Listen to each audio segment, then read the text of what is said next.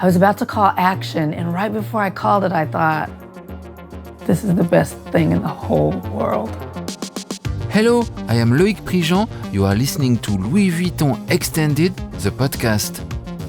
Welcome to my conversation with the compelling Ava DuVernay, who opened doors as an African-American woman in the world of cinema.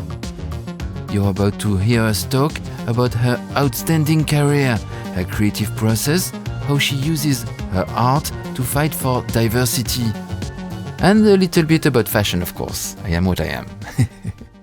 Hello, Ava DuVernay. Hello, good to be with you. Good morning. Good to see you. How are you? I'm well, thank you. Happy to be with you. Super excited. You know, you are the first Barbie we interviewed.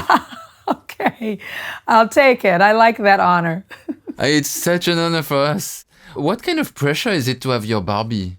You know, it was such a fun, unbelievable thing to have happen. As a little girl, I played with Barbies growing up. I loved Barbies, my favorite toy, my favorite game, my favorite thing to do with my sisters. And so to be honored with one was extraordinary. And I think it sold out in a couple of minutes. And I think it really showed that people were interested in different kinds of representations, different kinds of women. And so it makes me happy when I think about it. I mean, it's so powerful to have your Barbie. Who did you call when you got the call? Oh gosh, this was some years ago. I think this might be almost 9 years ago or so. But I think my mother. Yeah, I think my mother, but then also my sisters, because my sisters, Gina and Tara, and I used to always play. So now I have my own, which is nice. It's incredible. Yeah. Did you party last night? You were at the Vuitton fashion show. I did. I went to the fashion show, which was extraordinary. Very special to be in that space. A collaboration of really two artists within the space was powerful to see. So I really love that balance. And then, yes, was out quite late last night. The Louis Vuitton team knows how to party. And Barcelona is such a beautiful city, so it was a fun night. Who did you click within the celebrity crowd? You know, it's such a great group of people. We go to a lot of the shows together, so we've come to know each other a bit. So Cynthia Erivo, Jennifer Connelly, Jaden Smith, Anna de Armas. It's a great group of folks. And there's one person that I always like to look at from across the room, but I don't talk to him, Felix. I just look at him from across the room because he's so beautiful. Yes. You just have to behold Felix and then just walk away. The magnetism of Felix. Absolute perfect word, yes. He's fun to have around. What did you take from the collection? What do you want to... Because they really looked like character of a fiction, no? You know what? I think in some ways, that what struck me was the balance of kind of contemporary, very tactile, wearable work, and then the whimsy and the magic, like in the shoes or in the bags. Like, whoa, just a surprise. Every piece had something that was, very had some practicality to it, and then also a surprise, which is, what Nikolai does. But there was something about it in that space where you can look up and see the arches and, really take in, Gaudi's artistry with Nikolai's artistry side by side. It had a very powerful effect. It felt like a plot twist within a plot twist within a plot twist. Yeah, that's well put. What kind of screenwriter would Nicolas Ghesquière be? I don't know. I don't know. Maybe, that's a good one. But I think in every show, he's telling a different story. There's a consistency there. So just as a filmmaker, I'm the same filmmaker. So across movies, it's my voice. But in each film, I'm trying to tell a different story. I see that work as the same. Each show, it's his voice, but he's always saying something new. You've been wearing some super sophisticated Vuitton pieces for some events. How does it feel to be wearing a cape that's taken 150 hours to make? I feel honored by it. I'm wearing artwork. And when I'm wearing someone's art. And I've had the pleasure of being dressed by Louis Vuitton for the Oscars, I think 3 times now. So whether it's those special moments at the Academy Awards, whether it's at the shows, or whether it's, the house's support of me and my appearances throughout the year, I always feel just honored to be wearing the work because I know how much has been put into it. Over the years, I've met so many of the team members, who work in all different aspects of the company, and I respect what everyone does. Can you tell me about what were your cultural horizons as a teenager? I grew up in Compton, California in the United States. So that's in kind of a neighborhood in Los Angeles, predominantly Black and Latino. And so was very insulated, very, very much immersed in the worlds of African American culture and Latino culture and Filipino culture as well in my neighborhood. And so when I went to UCLA, when I went to university, it really expanded my horizons and I met people from all around the world. But growing up gave me a certain point of view that is not the dominant view of society.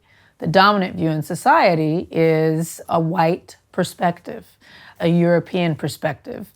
Coming from where I'm from, I came in with a different angle. And so I think it's given me just the ability to see different colors, cultures, appreciate different kinds of people in ways that have been really healthy and nourishing for me. And so I think I incorporate that in a lot of my work. What were your first jobs after UCLA? My first job after UCLA, I worked for CBS News, so one of our big networks, and I worked for the O.J. Simpson unit. So when the trial was happening, I was a young intern, and I was assigned to one of the jurors. I hated it. I thought I was going to be a journalist, but after I had that experience, I decided this might not be for me. So then I went into publicity. I became a publicist for movies. So I publicized films. I created red carpets and junkets and booked the actors on talk shows and went on tours with them and was on the set and did some great films and opened my own company during that time. But I was always on these sets and started to look at the director, feel like, I can do that. I think I can do that. What an idea. Who thinks of that? Why did I think I could do it? But I thought I could. I'd be watching the director, always a man, and thinking, I can do what that guy's doing. And so one Christmas holiday, I decided to make a short film, and I was hooked. That was it. What was the first film you did? It was a film that we do not talk about because it's really, I won't say it's bad, but a lot of people say, where's this film? Where can you find it? I say, you will never find it. It's Swimming with the Fishes. I've erased it off the internet. You can never find it. Because really, it was my film school. I didn't go to film school, so I had to teach myself. And so that's where I was working out, the camera and how to deal with actors. So I have affection for it, but also you'll never find it. Yeah, I have the same story. My first documentary is never to be seen anywhere, and I'm so happy. You know the feeling. I know the feeling. Yes. But you've done many steps, because I still do only documentaries, and you've gone to fiction.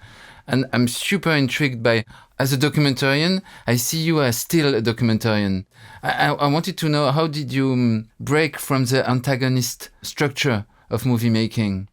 Yes, I think, I consider myself a documentarian first as well, because the first films I made, feature films, were documentaries. I really patterned a lot of my career after Spike Lee, who is a great documentarian and obviously a narrative filmmaker. But if you took away all of his narrative films with actors, he would be one of the great documentarians. He's made such extraordinary work in the documentary space, although we don't think of him as that. And he did television, and he did Michael Jordan commercials, and he did Michael Jackson music videos, and he did all kinds of things that made me think, oh, you can have a variety of formats under your belt as a filmmaker. And also, it helps stay working. So, if I can't find a film with a narrative film that I want to make, I can always make a documentary. If theatrical films are harder to make, I go and I make television. I've made work for museums. I've made music videos for famous people. I just always like to stay telling stories and not to be so connected to what format it's in, but to free myself and to stay independent of the format, agnostic of the format. We actually saw your Beyoncé video, and my question is, who got the Leopard Rolls Royce? I'm sure it's with her. because it's not with me, unfortunately. Yes, yes. I think we lost track of it, but that was a really, really fun video to make. Yeah, it looks like it was a fun day or 2 or 3 or 4. Yeah, we had fun, yeah. Do you remember the moment you decided to use your art to give a voice to the voiceless? You know, it's interesting. It really was not a decision that I made where I said, oh, I will start to do this kind of work now. I just was always attracted to those kinds of stories. You know, my first script that I ever wrote was about families of people who are incarcerated in the United States. You know, Selma was something that came to me and that I was very drawn to because of its history and its ties to my community. When They See Us was a famous court case that I was just drawn to and fascinated by, the case of the Central Park Five. So Origin, my latest film, was based on a book that I loved, that I was fascinated by. So I just think in following my interests, it's allowed me to stay authentic and keep my voice very, very personal. And so I never decided I'm going to make this kind of film. I just follow what I'm interested in. It's amazing to me. How did you adapt that book called Cast into Origin? How do you adapt the unadaptable? Right. Well, everyone said it was an unadaptable book, so... It is. Well, I decided to see if I could do it. And I'm really happy with what we did. I think it allowed me and it helped me, it pushed me to free my mind and think outside of the box. Someone says something is unadaptable. Well, who says, you know? You know, with Dr. King's speeches in Selma, someone says, well, you can't have the speeches, they're owned by someone else. Okay, well, how do we get around it, right? So I rewrote the speeches. The speeches that you hear in Selma are not his actual words. They're rewritten. So I think nothing is impossible. There's always a way to find it. And with that book Cast, the information in the book was so vital and so important, and I wanted it to be shared, that I had to figure out a way to tell it. The book, it's an anthropological thesis. It's very much an academic book. But the challenge was to put it inside of a story, a love story. And once I found that way in, it helped us get to the end. How do you think American people are so good at drama? I think American films have a flair for the melodramatic, for sure. I think, you know, we are, as a society, very dramatic, very over the top. I love that you admit it a little bit reluctantly, but...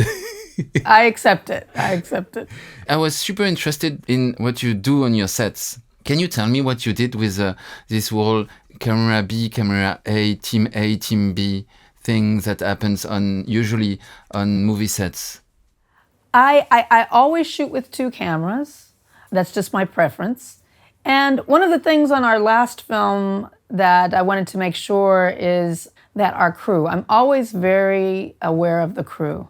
So as a director, you know, we get the spotlight. But behind the camera, you have sound people, you have lighting people, you have, you know, people who are coordinating, producing, who are taking care of the actors, who are taking care of the locations. These people are the real filmmakers. They are really working with you to make the film, to make the work, to do this very shoot that we're sitting in right now. And so one of the things that I think is really important is making sure that folks on the crew feel respected and that they feel seen and heard. So just very basic things like knowing people's names. It seems very basic, but on movie sets, you'd be surprised at how many people are considered invisible, where they just walk past and they're expected to do their job and not be treated as a person. And then also on film sets, you have like a hierarchy. You have certain camera people who are A camera or B camera. Some people are allowed to speak or expected to speak. Some people are expected not to say anything. And one of the things that I try to do on my sets is make sure that everyone feels like they can speak, that they can contribute more than just what their actual job is. I mean, our goal is to all make something great. So if you see something wrong or if you have an idea, tell me. Now, it's my job to say, no, I like it, or maybe not, or that's a good idea. But you have to make people feel free and open to contribute. And I think that's one thing that the movie industry doesn't do very well, because there's a lot of ego involved at the top. And so I certainly have an ego, we all do, but it's one of the things from being a crew member when I was a publicist. I know how it feels to be, ignored, and to see something but not be able to say it. And so that's one of the things we try to remedy on our sets. I think that on the filmmaking of Origin, you did give a mental health program for the crew. Why was that? And what was it? Yeah, so on a lot of the films that I do and TV projects, we're dealing with tough subject matter. Origin is a lot to do with grief. In Origin, the main character loses some of her loved ones, and you see that on camera. There's also some tough historical sequences. And so that's a challenge when you're a crew member or you're an actor and you're dealing with that and you're watching these images and you go home and you may feel badly, you may feel sad, you may have depression, you may have anxiety. And so one of the things we try to offer is mental health support. So we have, counselors available on set, by phone. We have a wellness app, just different tools to help people deal with some of the more challenging aspects of the story. Could you tell us, what is a DuVernay test? The DuVernay test, it is an idea that a writer at the New York Times came up with that basically asks filmmakers to think about their scenes in a film, and if there are two people of color who are talking about themselves without talking about the dominant culture. So it's similar to the Bechdel test. Bechdel test is, can two women talk in a scene without talking about a man, right? Without talking about the dominant gender. And so in the DuVernay test, it's, can two people of color talk to each other in a scene without referencing the dominant culture? And so this was something that was named after me by a journalist at the New York Times. And some people use, I think it's interesting to help us think about stories and who is the center of the story, whose perspective different stories come from. So I'm honored to have my name on it. You should, but don't you think a lot of film we see fail this test? Yes, most do. Even some of my films fail the test. And so it really speaks to the perspective of the various scenes, and it allows filmmakers to think about, can this shift? Can we not always be inside the box in our storytelling? So I think it's valuable. It is. What is the most addictive thing in directing for you? The most addictive thing in directing is telling people what to do and expecting that it's going to be done and they do it. It's hard when you bring it into your personal life, okay? when you go home and you're trying to tell people what to do, it doesn't go over the same. So yes, it is addictive, but it's also one of the things that I really love is guiding the film. That's my job, is not to make it on my own. You're supposed to collaborate with everyone, but I'm the one who gets to make the final decisions to guide it and sculpt it and shape it and make sure it gets to its destination in the right way. And so that's addictive for sure. You wrote, you had the idea, you adapted, you wrote, you directed, and you produced Origin, your last movie. I read it's 37 days of shooting, yes. Which is not a lot, I guess. It's not a lot. For the scope of it. No. How did you feel on the first day? I felt like a superwoman. I felt like Wonder Woman. I felt like a superhero. It was an extraordinary feeling because I didn't have a studio, a big studio. We did it out of my small studio just with my team. We shot on 3 continents in 37 days. The film spans 400 years. It is a big film that has a wide scope, and we were doing it on our own. And when we got there those first days and we were shooting, I was overjoyed, but also it was a feeling of confidence, knowing that we could do it. And it's also addictive because I never want to go back to doing it any other way at this point. But it was extraordinary. Origin is my favorite film that I've made so far, not only for what the film is, but the way we did it independently. It's such a powerful movie. Thank you. It's incredible. Thank you. Congratulations. Thank you. How many times a day do you say, could this be a movie? About half a dozen. Ah ouais? Always. I'm talking to someone and they're telling me a story. I was like, could that be a movie? If I read a book, it's not good. I read a book, could this be a movie? An article, I watch a news piece. I'm constantly thinking about stories. I don't think it's a good thing that you're always thinking about what could be a movie, but it comes to mind quite a bit. Did you have that moment today already? Well, I was partying with Louis Vuitton last night, and I rolled out of bed to come here with you. So, no, this is my first thought. This could be a movie. You have a beautiful crew here. I could follow them and see what they do for the rest of the day. I think it would be fascinating. What's your best memory as a director? I think making Origin, we were in Delhi. We shot about a week in Delhi. And I remember standing in the middle of the street in Delhi, so many cars, so many people. I was about to call action. And right before I called it, I thought, this is the best thing in the whole world. I mean, it was just all of the colors and the sound, and I was there with my crew and my actors, and I was telling a story that I love so much, and I was doing it independently. And I just thought, I felt so free and so happy. I get emotional even thinking about it, but it was a really extraordinary shoot, that film. And that particular day, there was a day in India that was very special. Can you avail us your upcoming project?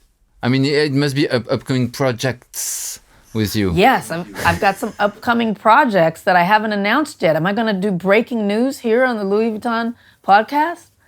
I don't know. I don't know if I can do that, but I know it's coming soon, some good things, so I'm excited. How many plates in the air? About 2. I like to do a couple of things at the same time, so I'm starting 2 new projects, and I think they feed each other. I was talking to Pharrell last night, and I was asking him, working on the fashion side, how's that affecting the music? And he said, the music's even better. I'm making so much music. And I said, I understand that. Because when I'm working on one project, it actually feeds my creativity and makes me more vibrant, more energized for the second project. So it all feeds each other. It's all kind of the creative imagination, so. What would be your advice for the young generation who's maybe on the sideline right now and who's not daring to go to directing or screenwriting? Yes, my advice would be, I think so many people are looking to be inside of the Hollywood studio system or work inside of the corporate system. And I just really encourage people to make things independently. Don't worry about having a blockbuster. Don't worry about streaming on Netflix. Don't worry about make your movie, tell your story. Get good at that. Enjoy that. Put a crew together. Work with actors. Do the work and don't worry about the outcomes. And I think that's how I started. I did not ever imagine that I'd be sitting with you in Barcelona. Just went to a Louis Vuitton show last night on my way to make 2 more movies with a movie in theaters 2 months ago. It's not anything I imagined. I just wanted to tell a story. And so I would urge people just to focus on the intention of telling the story and not everything around it. And you can tell a story without tons of lights and cameras, without tons of resources. There's no excuse. Technology, cameras are cheap. You can make it. So stop making excuses and go do it. Thank you so much for joining us this morning. Thank you for having me. I enjoyed talking with you. Me too, a lot.